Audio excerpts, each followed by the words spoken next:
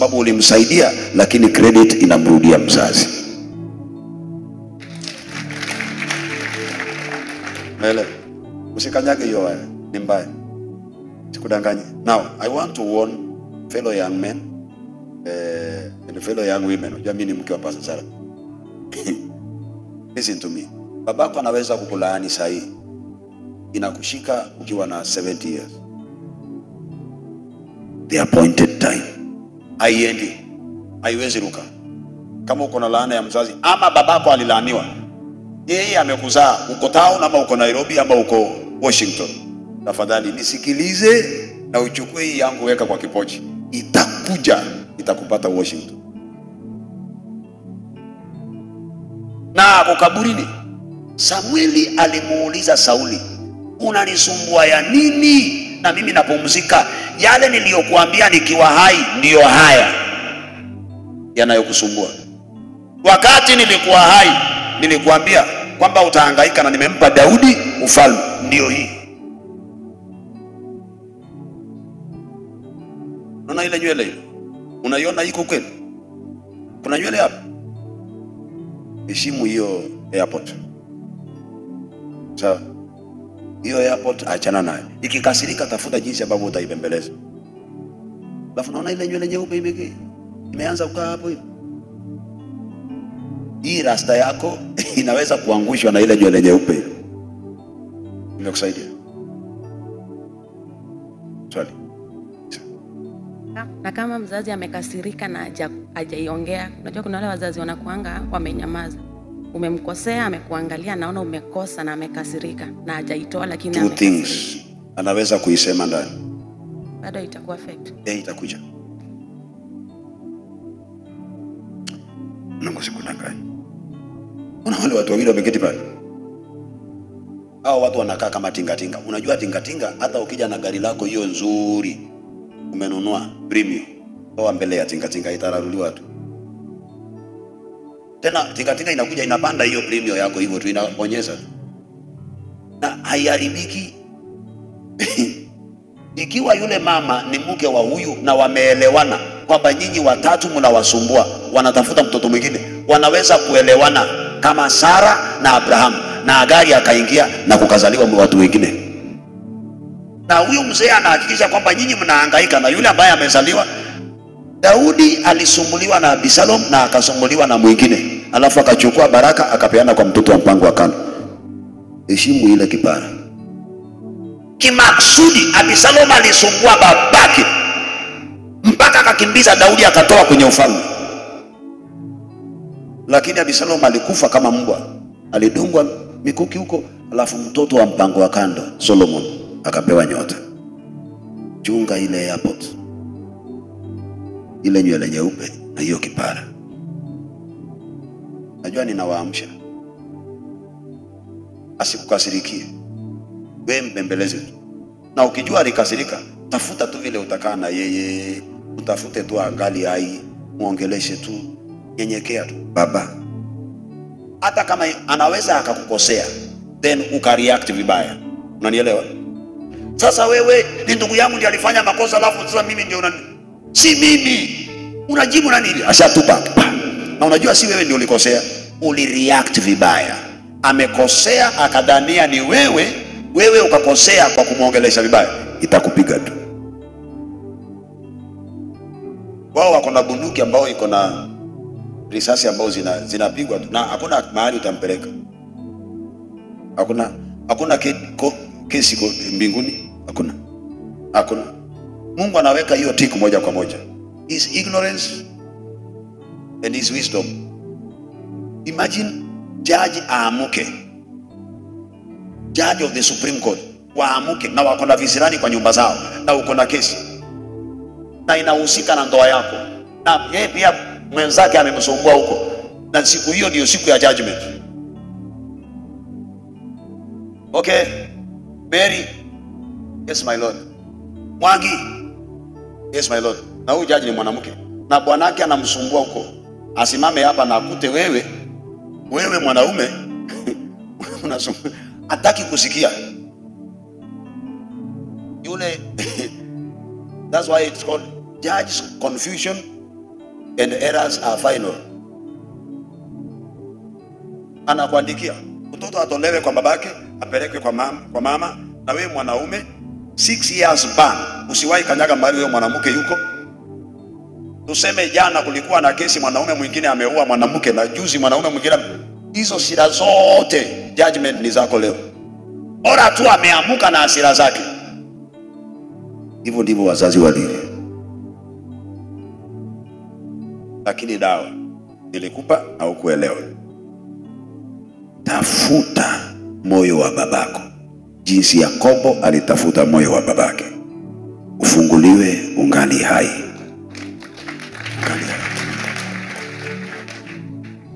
Yangu ni tofauti. Mfano kama mzazi sijamkosea, ameamka amenilaani na ni mlevi. Kesho tena akiamka sile unamwomba msamaha. Kesho akienda akilewa tena anakulaani.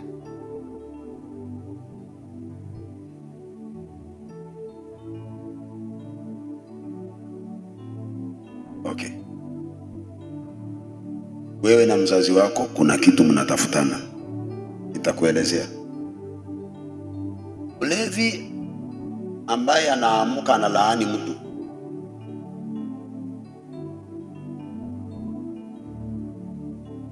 huyo mtu analewa 40%.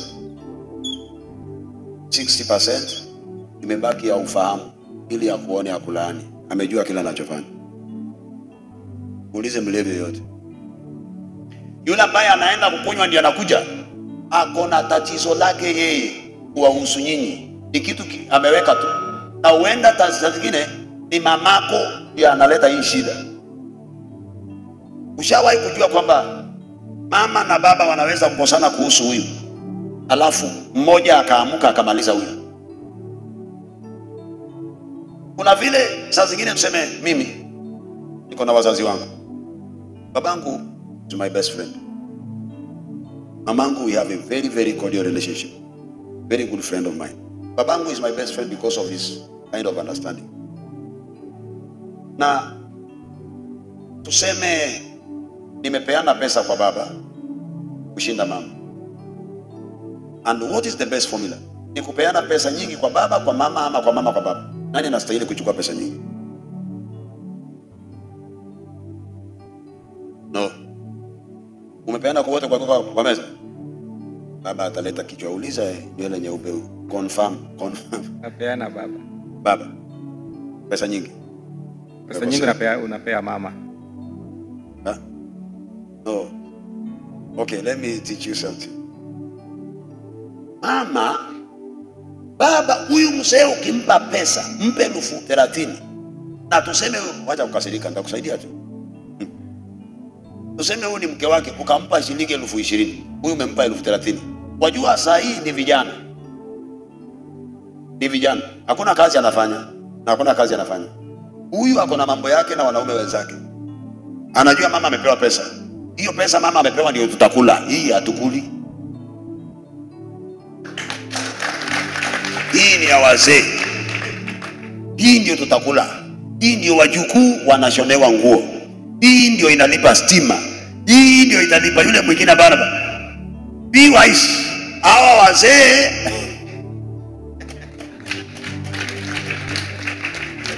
walikuwa wanafikiria watasea. Baba. Umewahi kuwa ukiwatumia kila mwezi? Utakuwa unafanya makosa. Hata ukiuliza babako atakwambia umemtumania mama ngapi? 20. Mimi ngapi? 10. Sawa. Sababu hiyo 20, 7 ndio za mama za mfuko. 13 tutakula sote hapo. Alafu sasa baba aambiwe toa pesa, tunaenda kununua chakula. Gani? Si ulitumiwa pesa wewe? Si alikutumia pesa 20,000. Yani ile ya mama 20 ni nyingi, haziishi. 20,000 yote hii unga ni 20,000. Na hii mboga tumenunua tumekula ni 20,000. Mama Mary jamani. Yani huyu mtoto hawezi akanipa pesa ikae kwa mfuko. Ile umepewa na unataka hii. Mke wangu jamani. Wacha hata mimi niende nikunywe soda hapa na mzee Mwangi hapa. Angalau nikae na ndio nikule pesa ya kijana yangu. Ni kweli? Hakikisha umetuma pesa ya maana kwa mama. Baba, hapo si unaniunga mkono? Unaniunga mkono? Nataka mwingine ambaye ako na umri ndio tunaelewana. Wewe unilika langu. Kuna mwingine ako na umri. Ni sawa hiyo. Sababu hapo ndio uchumvi, hapo ndio kuna ufagio. Anaweza kuamua halipi stima sababu mama alipewa pesa. Sasa pointi yangu ni hii.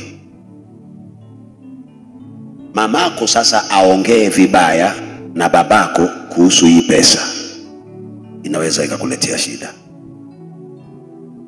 Mtoto si ni wangu, kama amenitumania pesa, nasikia useme mtoto ni wa nani? Ama umechukua pesa umetumia mtu ngapi? Na unasema babangu ni mlevi, mimi namtumia nani? Huyo mlevi mtumie pesa tafadhali. Mnanielewa nyinyi mnaofanya kazi? Mwambie huyo ndugu aachane na prayer cloth. Prayer cloth ni mimi sahihi. Huyo mlevi tafuta pesa umtumanie, sababu akijua mama anatumiwanga 7,000, 20,000, 30,000, 15,000 na yeye anaitwa mlevi, hiyo kazi utatoka, utatolewa kazi na nani? Mlevi. Utakuja kukaa hapa nyumbani na mamako, atakunywa nusu glass tu ya kumchemsha. Uliniambia mimi ni mlevi, wewe na mtoto wako. Mimi ni mlevi, sawa. Si mimi ni mlevi, sina akili. Nani alizaa huyo? Ni wewe. Okay. Ulisema mimi ni mlevi. Tuone. Hawezi kufanya kazi tena. Hawezi. Si mimi ni mlevi. Bye. Mutakaa hapo nyumbani. Mimi nitakaa huku nikikunywa. Jipatie miezi mingapi? Umefutwa kazi, umerudi nyumbani.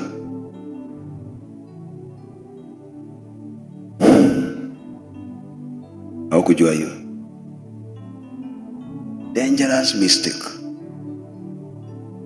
Wanaweza wakakosana. Sasa hapo ndio nasikia baba anaamuka anakunywa na kulani, kwa sababu kuna kitu kinafanyika kati yake na mama juu yako. Wewe umeenda huko ng'ambo, unatuma pesa kwa mama, mama ndiye anapeana kwa baba. Utatoka kazini, utarudi nyumbani, utarudi kuchunga ng'ombe hapo. Siwahi fanya hiyo. Mtoto wako alitumana pesa hapa, ngoja nikupatie. Na unajua mzee akiwa mlevi sana, mama asiye na hekima umdharau. Wacha nikupe pesa ndio uende ukunywe. Mtoto wako alitumana pesa hapa, anaenda kukunywa kukutoa huko Amerika. Utarudi hapo. Utarudi anakunywa kwanza, hawezi akakulaani akiwa timamu. Ni lazima iende off sababu ni bomu kubwa. Ni lazima avute bangi yake. Nimewahi kukaa na hawa vijana wa barabarani. Kule Tanzania tunasema vijana wa mtaani. Hapa mnasema ni chokora. Chokora ni matusi. Atakana muende Tanzania mpate Kiswahili.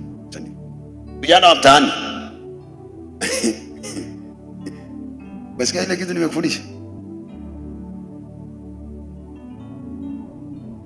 Nimekusaidia? Nimekusema mahali. Nenda urekebishe. Sawa. Unaona huyo mzee mlevi? Ndio wewe si mamako, wewe ni mbegu ya mzee mlevi. Hakuna siku ardhi inaotesha mahindi. Ni mbegu ya mahindi ndio inatoa mahindi. Ardhi ufacilitate mahindi kuwa mahindi.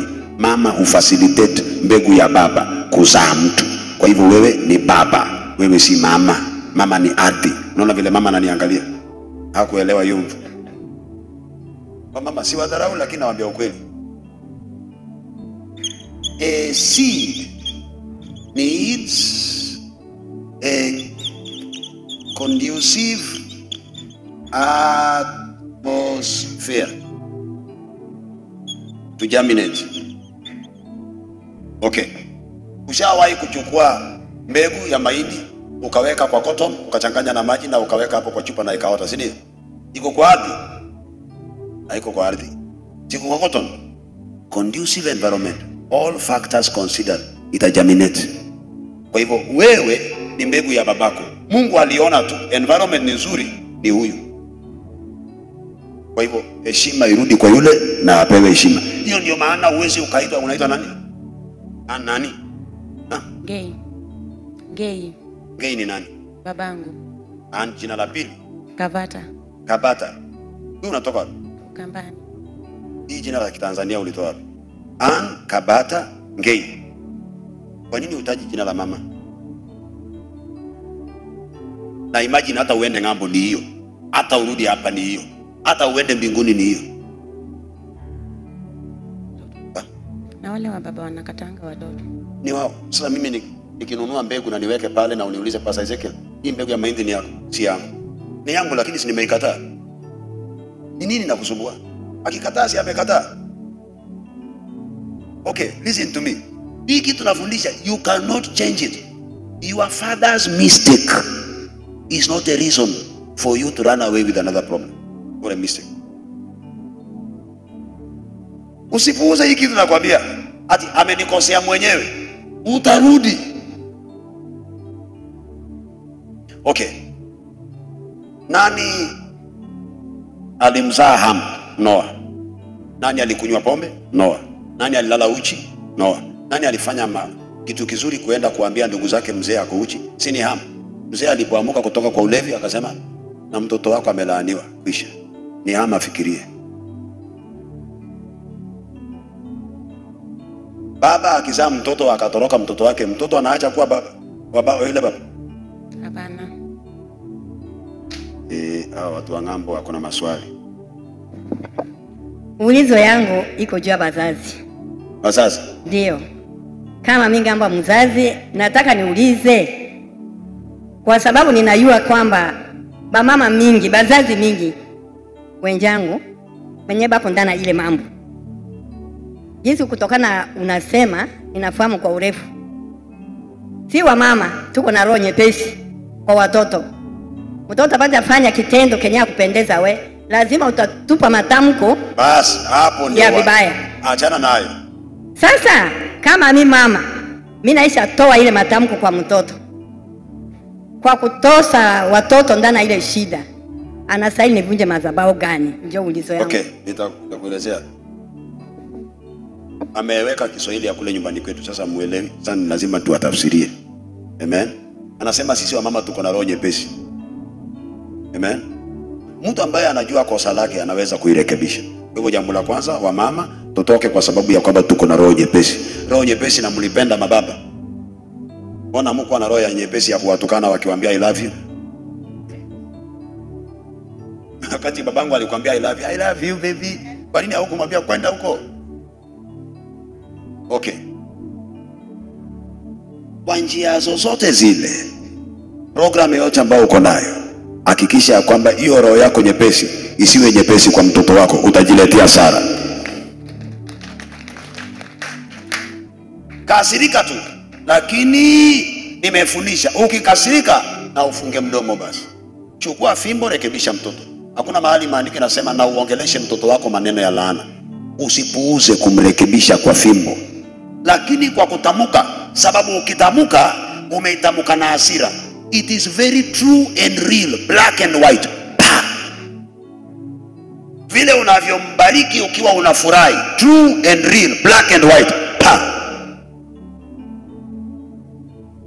Wewe nenda ukatafute madhabahu mazuri, vunja hiyo roho ya laana. Utoe laana kwa watoto wako. Wacha uliza alafu nikule. Ama uliza basi. Nataka nijue namba ngapi ndio napaswa kunisaidia. Nambari niliwafundisha nikawaambia. Nambari sio kitu cha Mungu, hana haja na pesa. Bwana Yesu asifiwe. Elewa namba ni nini. Niliwaambia prophetic numbers zinakuongoza into the future. Prophetic numbers dictates the future. They control you. You can even deal with the numbers to determine. Nilikwambia kwa mfano, kwetu sisi ukijaribu kufanikiwa, kile watu wanaita ni ufanisi, 39, 38 to 43, uwezi ruka hapo. Utabeba na jeneza unaenda nyumbani. Uwezi ruka hiyo. 38 to 43, hizo miaka mitano uwezi ruka, utaenda nyumbani. So a wise person ataenda madhabahuni akitarget 40, sababu hapa ndio huwa tunaenda prophetic number 40. Mungu, niondolee hii laana iliyo kwetu ambao mtu havuki namba 40. So you deal with 40 prophetically as a special number. Angalia, mtu ananiuliza pastor, Mungu anaambia wana wa Israeli siku ya 10. That is Exodus chapter number 12. Siku ya 10 mchukue sadaka, mbuzi ama kondoo. Lakini siku ya msubiri siku ngapi? Siku ya 14 ndio mchinje. Why? Number 10 is complete. Number 7 ambayo ina fall under number 14. Pastor, 14 number 7 si utofungue wewe. Ikiwa tarehe 10 ndio umeambiwa nenda ukashone nguo, na yatakana uivae tarehe 7.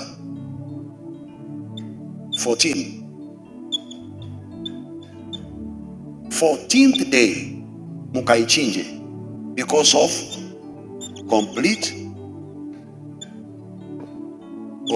complete what? Rest. Ninawapeleka kwa nchi yenu, hamtawahi sumbuliwa tena. Number 10, number 7. Amen. Okay. Nitakupa mfano. Juzi niliwaambia number 1 is the number of star. Number 4 the number of star again. Jamani, mtu amwamshe huyu ndugu. Hii kitu nafundisha itakusaidia baba. Tukimaliza sijui kutakuaje. Siku ya 4 Mungu aliumba nini? The stars, not light, the stars. Siku ya kwanza Mungu aliumba light. Siku ya 4 Mungu aliumba nini? The stars. Ruben ni firstborn. Alipokosea nyota ilienda wapi? The star. Judah number 4. Nitakufundisha mambo mengi about the star of number 9, number 4. Lakini wewe hujui kwa nini Yakobo alitoka hapo na akapeana kwa Judah, lakini alipenda Yusufu. Judah, fimbo ya kifalme nimetoa kwa Ruben, nimekupa. God works with the numbers. Mungu haamuki tu. So ukitumia prophetic numbers zielewe,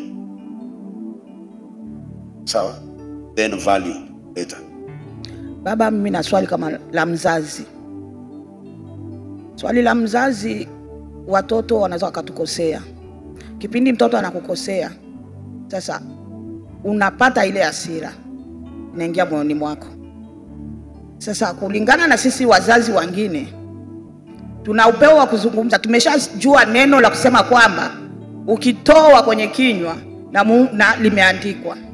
Sasa unaogopa kulizungumza, lakini unabubujisha machozi, unasema Mungu, ziwia moyo wangu. Ona haya yote machungu mwanangu amenivika. Baba, mimi sina lolote nitakaloongea hapa. Baba, we mwenyewe unitatulie. Nitatulie baba, lakini machozi yanashuka. Hapo umekuwa umetoa laana au umefanyaje? Umelaani.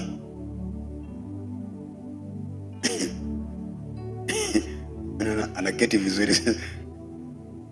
Because uko na machungu na umeitupa apigwe na Mungu.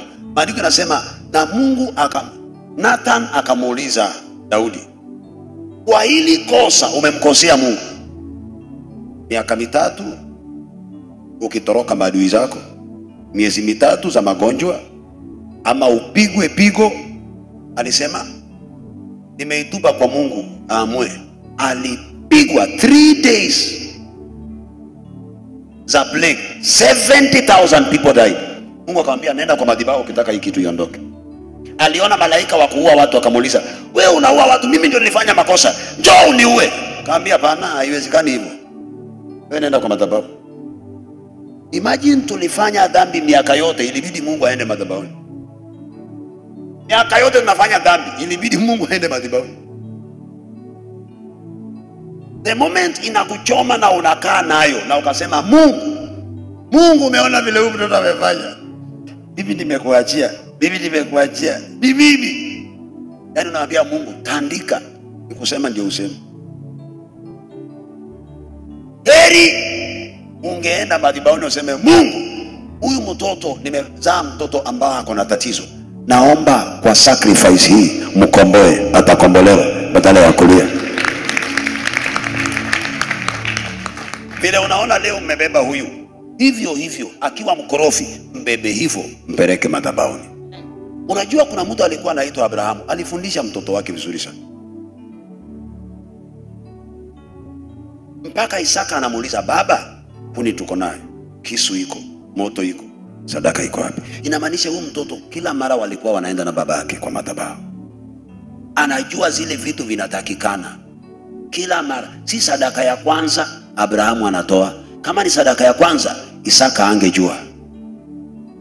Na Isaka ndiye anasema, kuni tuko nayo, kisu iko, moto uko, lakini baba, sadaka iko wapi? Je, huyu mtoto anajua tabia zako na Mungu? Anajua vile huwa unatoa na unatoanga kiwango gani?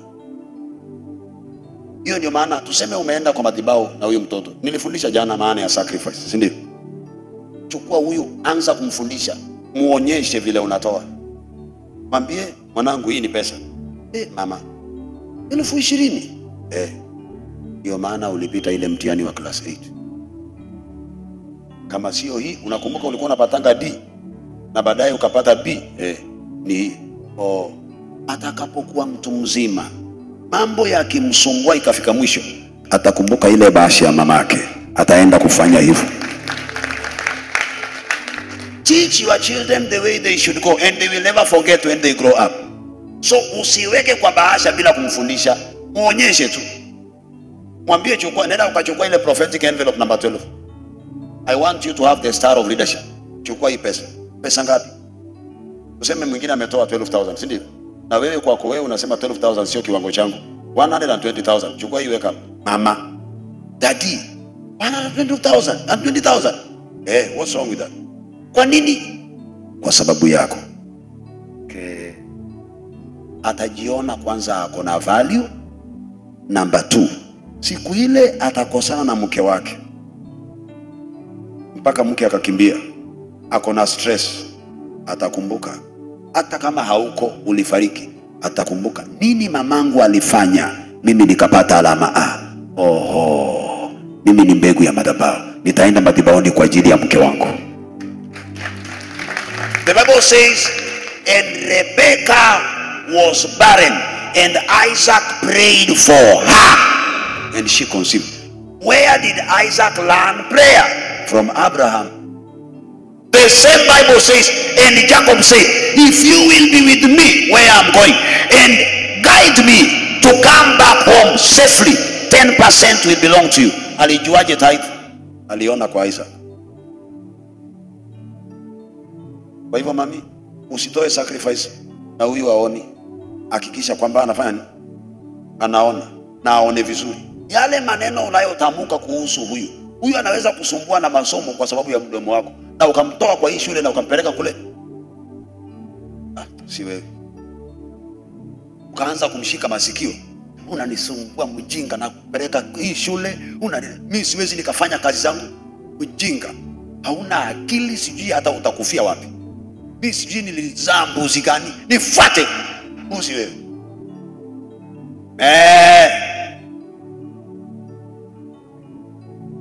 Leo ni kama nilichokoza wa mama. Wanaume bado wamenyamaza. Yes. Amen. Baba, nilikuwa nauliza, na kama wazazi walikufa kwa sababu tunajua hii Injili na wote wamekufa. Na walilaani. Na wote walikufa.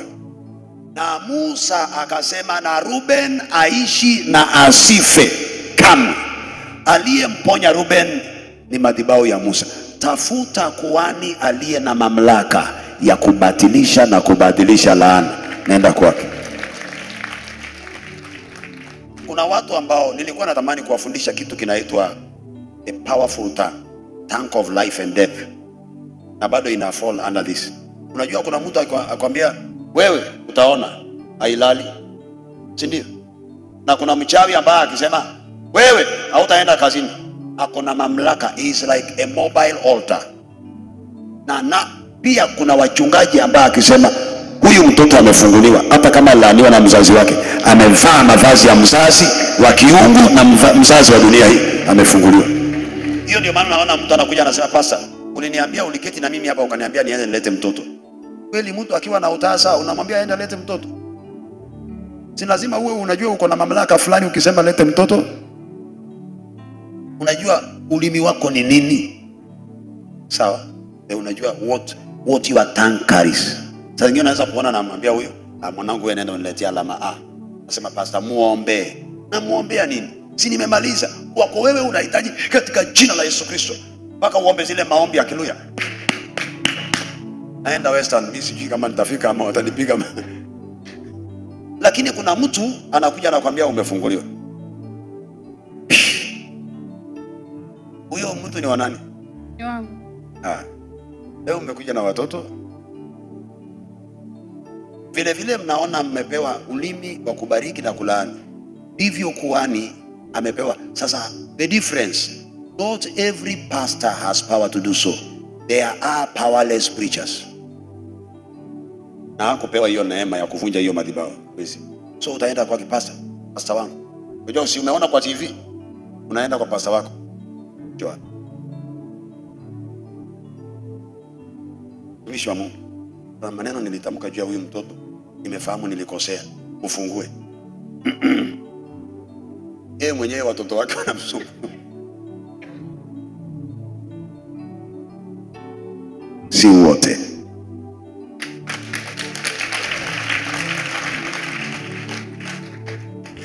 Acha nimalize hii kesi ya mama sababu wao ndio ni kama leo. Hasta mimi nilikuwa nauliza mpango wa kando wa baba ama wa mama akikulaani ni laana ama? Mpango wa kando wa nani? Wa baba ama wa mama. Itakushika. Ushaniona nikiongelesha hawa, huyu ama huyu, wakati wananiongelesha ninakaa ni kama hata mimi si yule Pastor Ezekiel. Najaribu nakaa niwasikilize, ama naomba msamaha, kiti tu nitakuhudumia, si ndio? Hii nywele hata kama ni mpango wa kando wa mamako, huyo mtu ni babako.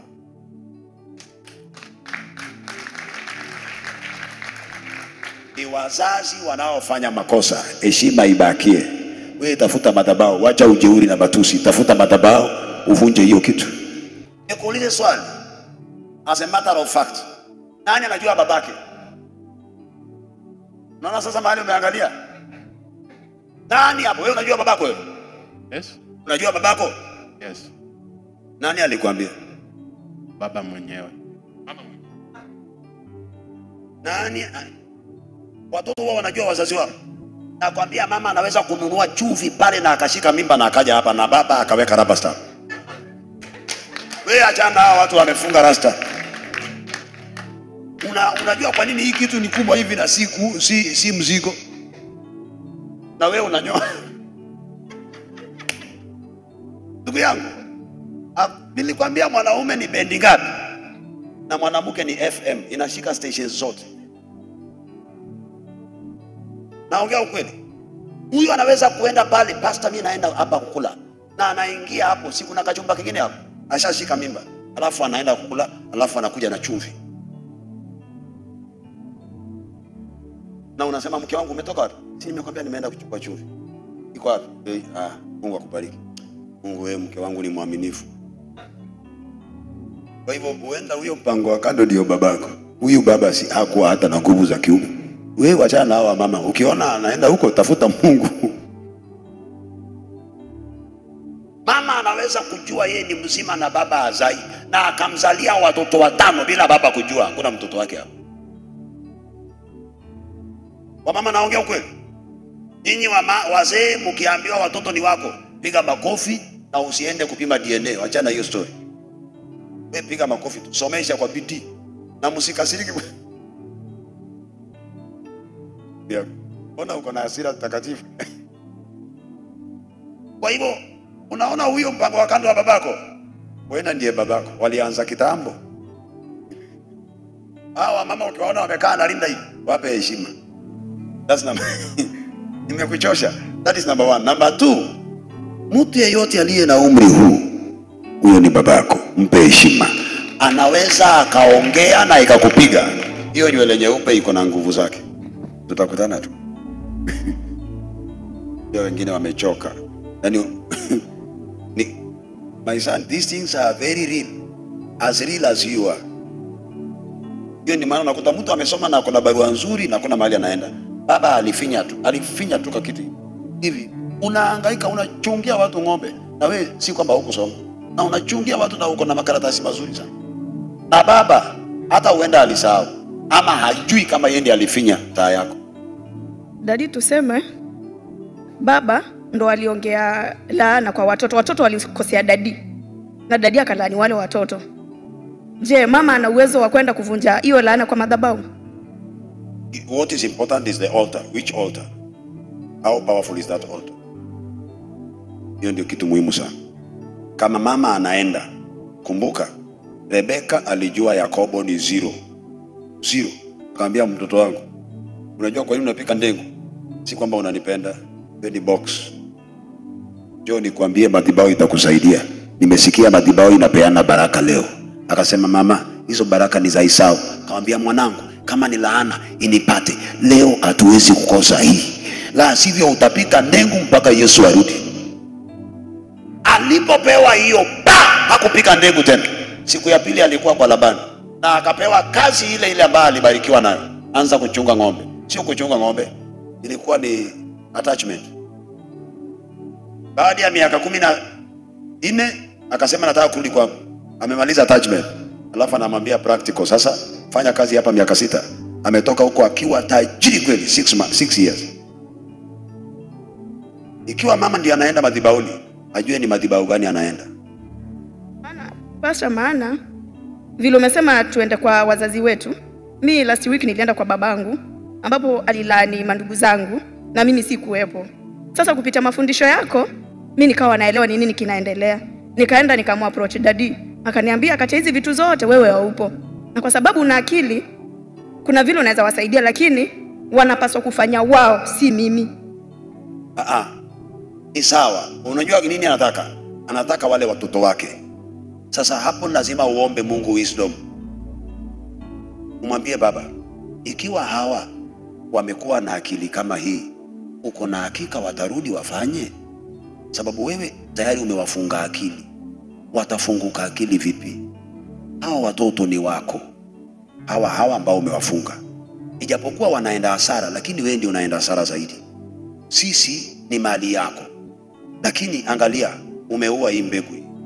Heri ungeifungua ndio uanze kuitunza ukiwa umeifungua. Hapo baba ataelewa. Sababu yeye ndiye amewafunga. Watatoa akili wapi na washafungwa? Nilimwelezea hivyo akanambia, ambapo sasa yeye ajui mambo ya kiungu. Yeye ni madhabahu kivyake. Akisema nyinyi nimewasamehe, kwisha. Sawa dadi, nilimwambia akaniambia yeye anapenda mambo ya mila sana. Wewe ndio unapenda ubishi. Anapenda mambo ya mila, atasema nini? Akasema eti mpaka kuwe na kondoo, ambapo mimi nilikuwa nimemwambia dadi, si utusamee kondoo apewe yeye. Apewe yeye, lakini itachinjwa. Nani anachinja? Ni yeye atachinja. Akichinja kuna vitu atakula, ambapo sasa hizo ni vitu za mila. Za mila? Yeye huko. Yeye ndo atafanya. Yeye ndiye atafanya. Si wewe. Si mimi. Si umpatie. Unajua nini? Afanyi uganga. Nani alipewa nyama? Ni yeye. Ngoja. Isaka aliitisha nyama. Alipewa nyama. Akasema niletee sehemu iliyonona. Hakusema niletee sehemu yote. Ile sehemu ninapenda nikule. Si anataka mbuzi, anataka kondoo. Si umpatie. Haendi kufanya uganga. Yeye ndiye anajua vile anaikula. Si umpatie. Ni wewe ndio unaenda kula hiyo nyama. Si mimi. Sasa shida yako nini? Tayari umelaaniwa na uko na akili ya kupuuza ile. Ni vile sasa vile alinieleza, akaniambia kwa ile nyama kuna changanywa sijui damu na maziwa. Hapo nikashtuka. Okay. Wewe unywe maziwa? Au unywe maziwa? Sikia. Yeye, okay.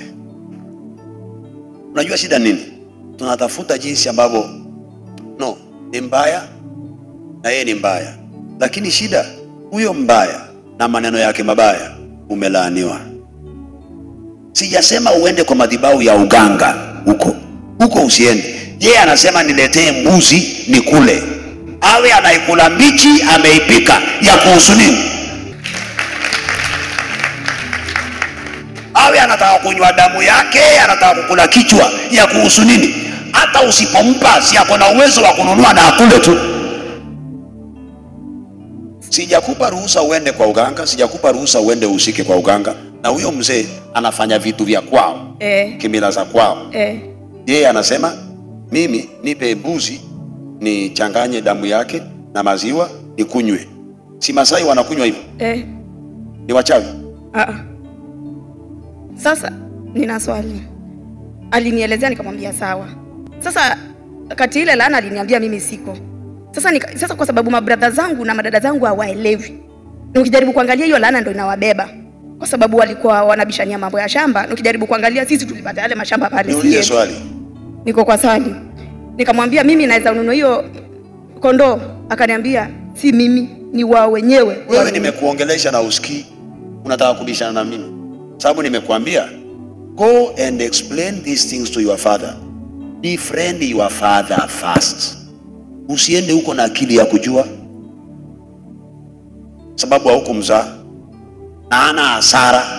Ashafanya uamuzi kama Noa, potelea bali ana hasara yeye. Ninyi ndio mko na hasara, na wewe ndio unataka kuokoa ndugu zako. Okoa ndugu zako. Lakini ukisema anasema hii, nilikwambia ikiwa mama anataka umuoshe vyombo ndio akupe chapati, si uoshe vyombo wewe. Hao wazazi kuna kitu wanapenda, mpe tu atamke baraka, mtoke kwa hiyo laana. Uko na miaka mingapi? 33. Sasa saa hii mko na akili kuliko hao wazazi. Na utashtukia uko na umri, mami uko na ngapi saa hii? Utashtukia uko na 49 na uko peke yako. Nilisema jameni, natoa wapi ile kondoo? Unaona vile natembea? Sasa nani atakuoa ukitembea hivi? Hata ukipeleka kondoo. Umenielewa? Lakini usije ukaanza kununua mahindi unakula na kula meno. Ndio uko kando ya barabara na mahindi. Tamaliza. Umesaidika? Wewe nenda tu kwa huyo mzee akusaidie. Usihusike kwa mila, usihusike kwa uganga, usihusike kwa uchawi. Kama atakuhusisha, tafuta haya ota. Okay. Bwana Yesu asifiwe. Sasa pastor, nataka kuuliza upande wa mama. Mfano mama ametusaa watoto kama 5 ama 6, alafu akasirike. Akasirika kwe na hasira. Alafu ashike hii nyonyo aseme, kama nilikunyonyesha hii nyonyo utaona. Atakuwa amelani familia yote ama atalani mtoto mmoja. Alikuwa anaongea na nani? Yaani mfano kitu ambayo huwa inasema ati mamako. No, sawa. Alikuwa anaongea na nani? Yaani na mtoto wake. Mtoto ambaye amesaa. Alafu inaenda kwa huyo. Kwa huyo mmoja. Alikuwa anaongea na nani? Mfano alikuwa anaongea na mimi. Basi inaenda kwako na watoto wako na wajukuu wako na vitukuu vyako na vituko vyako na shamba lako na pombe yako na afya yako na mke wako unayemuoa pia amelaaniwa. Kwa maana mara nyingi watu nasikia ati mamako akasirika aseme kama wajana kukasirika na kushika titi. Mamako akisema ikiwa ulitoka hapa tuone, pamoja na mtoto na mjukuu na mbuzi yako pia imelaaniwa. Hata panya anayekula nguo zako pia ako na problem. Na wala si matani. Maandiko yanasema na Mungu alipokuwa anapiga wa Misri akiua firstborn, aliua hata firstborn ya ng'ombe. Hata firstborn ya kuku aliua. Anything that you touch is blessed. The opposite of that, anything you touch is cursed. Hao watu baba, that is a red line, usikanyage. Na ukikanyaga, tafuta mtu wa Kenya Power ama Tanzania Umeme wakusaidie, wakutoe hapo wakurudishie uhai. Uende utafute hospitali ya kiroho. Hao watu wachana. Unaweza ukafanyia watu kazi dunia hii, na ni mamako ndiye alikulaani akakufanya hapo wewe ni mfanyikazi. Unafanya kazi, unafagia nyumba za watu, na anajua tu na amenyamaza, na anasema huyu. Kuna mtu anakumbuka siku moja mama mmoja aliketi hapa akaniambia, pastor, mimi watoto wangu wameniacha nateseka na wako hapa. Nikauliza wako wapi? Wako hapa tu, hapa. Wengine wameketi hapa. Wapi? Na nikamuuliza, huyu ananiambia niko na watoto nasomesha. Na mwingine akaniambia mimi sina pesa. Nikamuuliza, mmevaa nguo hivi na mmesonga nywele na mama yenu amevaa nguo ya shilingi 15 mnanihesabia? Yule mama alipoanza kuwabariki alitamka kitu hatukujua. Akasema, sasa watoto wenu wapate kazi. Sasa mbarikiwe na kile mnachoguza kibarikiwe. Sasa nendeni mkaolewe. Mwingine ako 53, mwingine ako 50. Sasa ndio wameamshwa waende waolewe.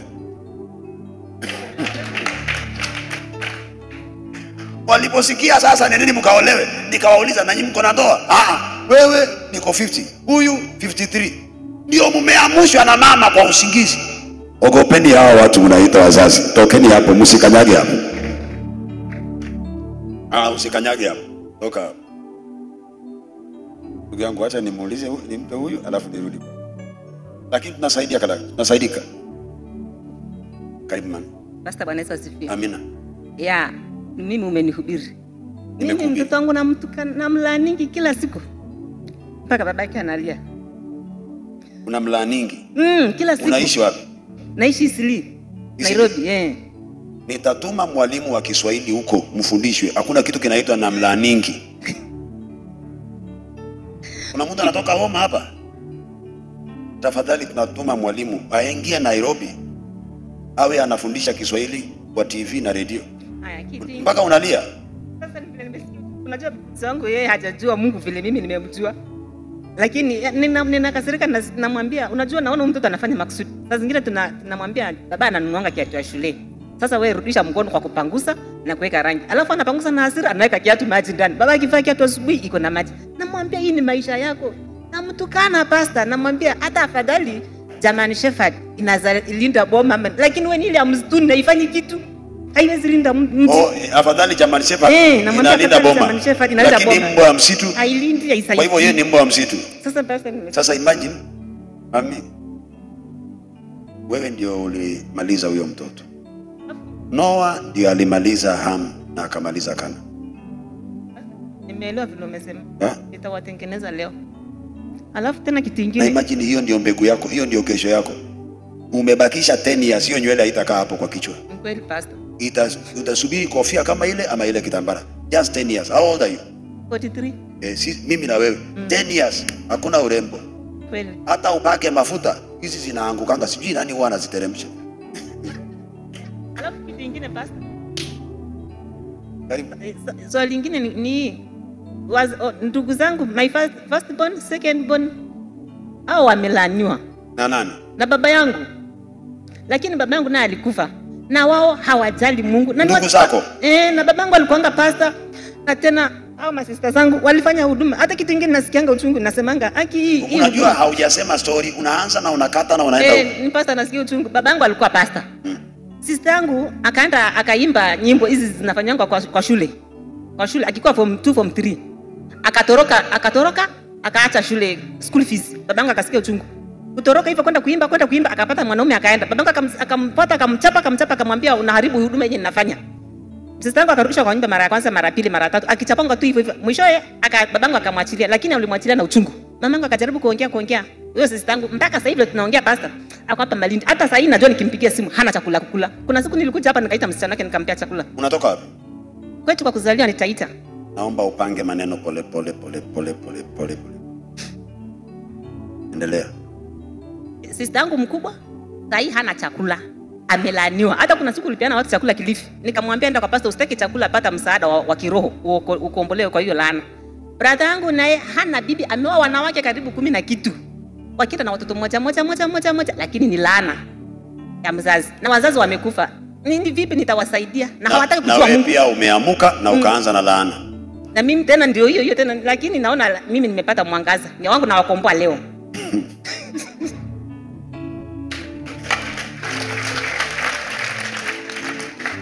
Si ni sawa? Si uwasaidie, si uende uongee na wao. Usione uchovu na usione kupoteza wakati. Take time, keti na wao. Ongea na mtu. Kesho ni bora kuliko leo. Bwana asifiwe. Amina. Pastor, ni venye yani mimi nafanya kazi na babangu. Babangu alifundisha kazi ya ufundi. Sasa yeye yuko na familia yake ambayo ni sisi. Alafu ako na familia yake ambayo ni mimi na ndugu zangu sasa. Alafu mimi pia niko na bibi na watoto. Kazi alinifundisha yeye na bado unafanya kwake mara nyingine. Sasa kuna venye yeye ndiye bosi wangu. Manake nafanya na yeye. Ongea tu. Alafu sasa nakuta mara nyingine akulipi, anakudhulumu. Akulipi. Alafu hasa ni babako sasa. Na wewe kule subiri kule kwa nyumba. Lakini unajua kwamba pesa ilitolewa. Najua kabisa kwa iko imetolewa. Akulipi. Alafu kule mimi kule na kule pia uko na familia? Kule mimi kuna familia kule. Sasa unasikia vile analalamika. Sasa nikimwambia vipi, yeye anasema kwa bado na najua. Sasa uliza swali sasa. Sasa swali ni kuna siku nilimwambia kuwa sasa itakuwaje yeye akaenda lewa, maana babangu ni mlevi. Babangu ni mlevi. Sasa akaenda lewa, alafu huko wakati anakunywa huko akapigiwa simu. Na maana mafundi si ni wengi, ni mimi na wengine. Sasa yeye ongea tu, alipigiwa simu kuhusu nini? Akapigiwa simu kuhusu anadewa pesa. Na nani? Na mafundi wengine mbali na mimi sasa. Unaona? Sasa mafundi lakini mafundi mbali na mimi. Sasa mafundi wengine wakamfuata kwenye anakunywa. Unaona? Wakamwona mpaka hapo. Sasa kufika hapo akanipigia mimi simu sasa huyo mzee. Akasema kwa ongea na hawa. Mimi sijui shika simu hivi ndio mafundi sasa wanasema kwa pesa yetu tutapata lini? Kwa kuwa mimi nafanya na wao, mimi sikujua niwaambie nini, nikamwambia kwa pengine Jumamosi. Wakasema ni sawa. Alafu baadaye mzee akanipigia simu sasa, ambie babangu. Akasema kwa sasa wewe unailengesha hapa kwenye niko, mimi niko na starehe zangu, unailengesha na fatwa hapa. Sungedili na wao tayari huko kwa walipa. Unaona?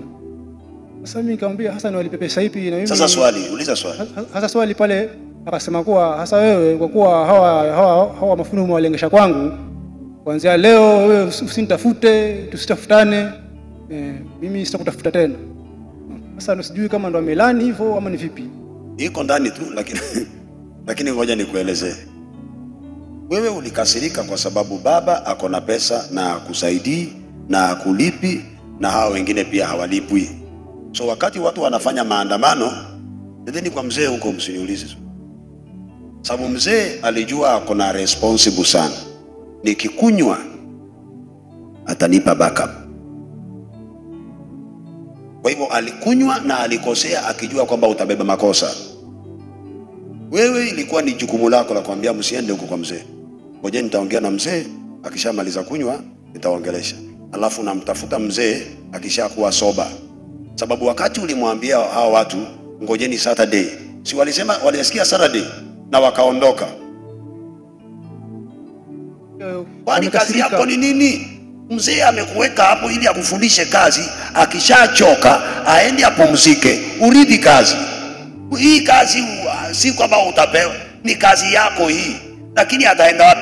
Ukimsikia sana ataenda kukaa nyumbani, atakwambia ukipata pesa nipe 40%, 60 kula. Umesikia? Umesikia? Mimi sitaki kwenda kazi, sababu unamsikia pamoja na hiyo ulevi. Lakini wewe umeleta ujana na mke wako na watoto wako kwenye kazi ya mwenyewe. Bwana Yesu asifiwe. Wakati ule niko na watoto wangu wa kiroho. Na umesikia nikisema ninatamani miaka inayokuja niende nihubiri nje, niachie mtu hapa. Si ndio? Mtoto mwenye hekima atajifanya kuwa mtumwa wa babake. Nani amefagia hapa? Mimi. Nenda upange zile viti mimi. Hizi speakers na ukija utampata. utaanza kujipanga polepole. Nimepata wa kumwachia polepole. Utaniona nimeenda South Africa Crusade hata miezi mingapi, lakini hii kanisa inasonga mbele. Kile ninafanya, namwambia Mungu, ile neema ulinipa tumia kwa huyo mwanangu mpaka nirudi kwa ile kazi yako nimeenda kufanya kule. Utaona huyu akiamuka kweli mpaka. Nikupe mfano. Siku hizi unamwonanga Bishop Mwiro anahubiri crusade. Hata akiwa na crusade hata ujui, si ndio? Lakini nyakati zile alipoona amezaa watoto wawili, mimi Pastor Andrew akienda Embassy Cinema huwa inajaa mpaka kwa mlango. Bishop akihubiri huwa anahubiri vile anavyotaka, akimaliza anaenda kwa ofisi yake. Ikiwa ni crusade, Ezekiel ataenda crusade. Sasa ukimwambia Pastor Mwiru siku hizi hataki kuhubiri, atashindana na mtoto.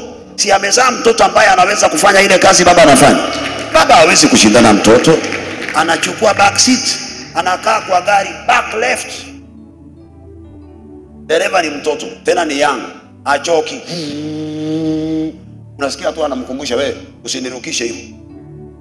Ujue mimi babako niko hapa. Pole baba. Mtoto anafungua music kama yote.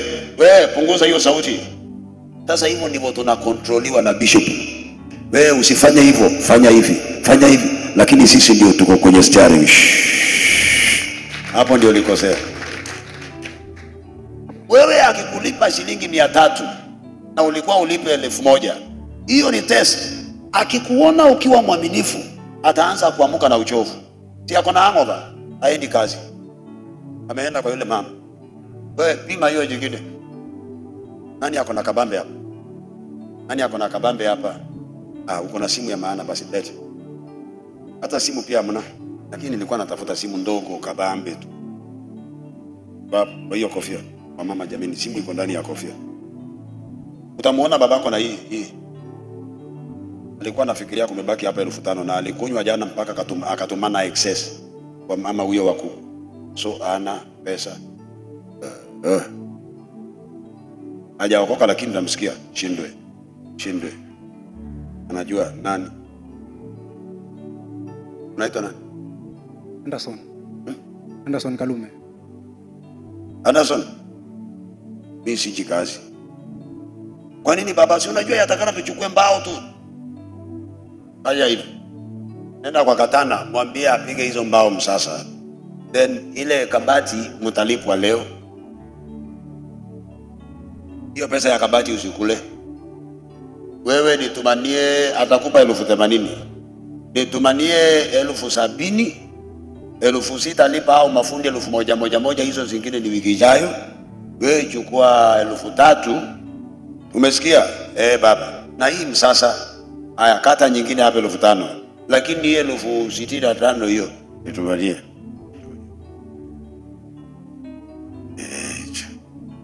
Siwezi fanya kazi.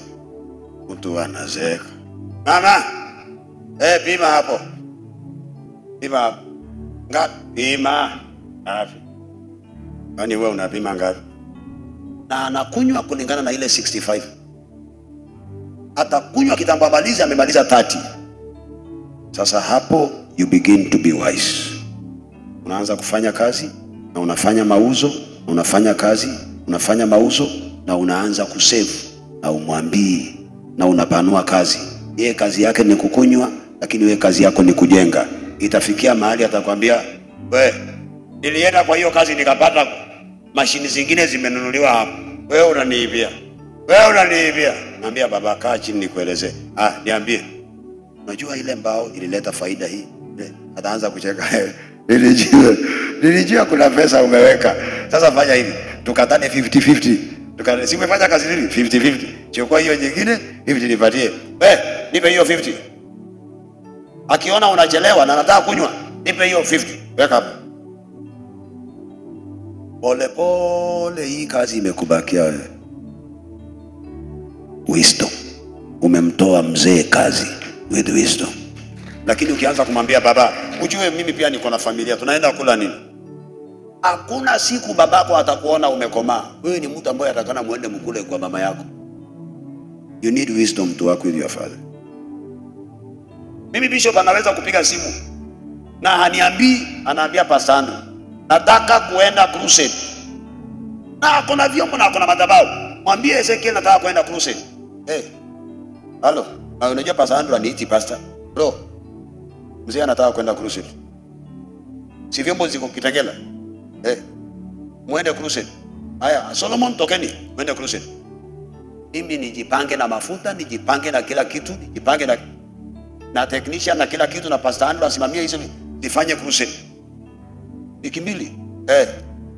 Bro, mzee anataka kwenda crusade. Wapi? Naivasha. Haya. Hawezi kuniambia Pastor Ezekiel nataka kwenda crusade, nisaidie na vyombo. Aniombe vyombo. Hawezi. Siendi aliwekea mafuta kwangu. Hawezi omba.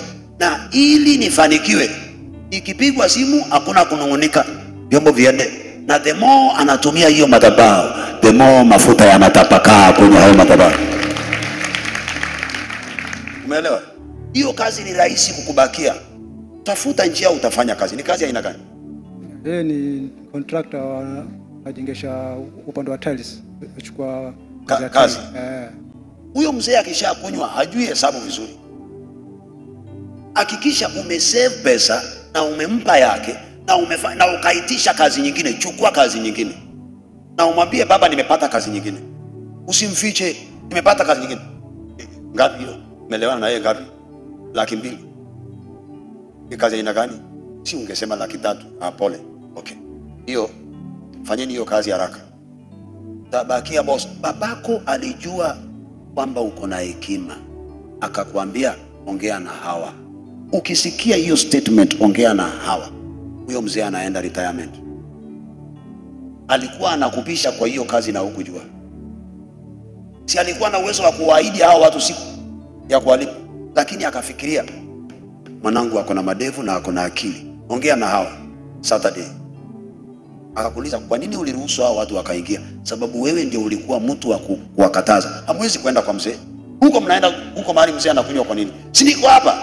Simu niulize. Amuone kama mimi ni mtu mzima. Niulizeni nitawalipa. Saturday mkikosa pesa, mje mniulize.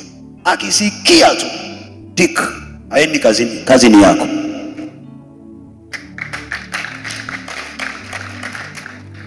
You lack wisdom. Mwana anayezuia uchi wa Noa, wakina Shem na Jafeth walibarikiwa hata bila kuitisha baraka. Funika uchi wa babako, haukufunika uchi wake. Ulimwacha akaaibika kwa ulevi mbele ya watu wanaume wenzake, akadaiwa na mafundi, na wewe uko hapo.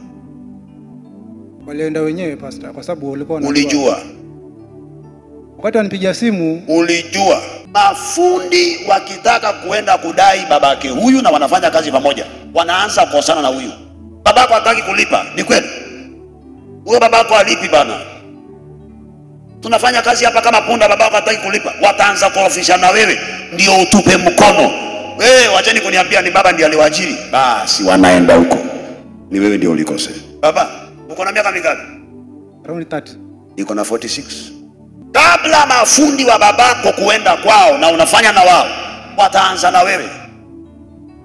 Ongea na mzee bana. Hatuna pesa. Si wanaanzaga hivi? Hapo ndio kazi yako. Hiyo ndio maana amekuita kazi, ili akupishe. Huyo mzee hana interest na kazi, akupishe. You need wisdom. Funika uchi wake akikunywa pombe. Wengine walienda wakafunika uchi wa baba akishakunywa pombe. Baba alipoamka walibarikiwa. Wewe ulienda, usiniambie kwani mjini mahali mzee yuko. Mzee akikunywa, tafuta nguo mfunike. Akiamka utabarikiwa na baraka hata ujui zimetolewa wapi.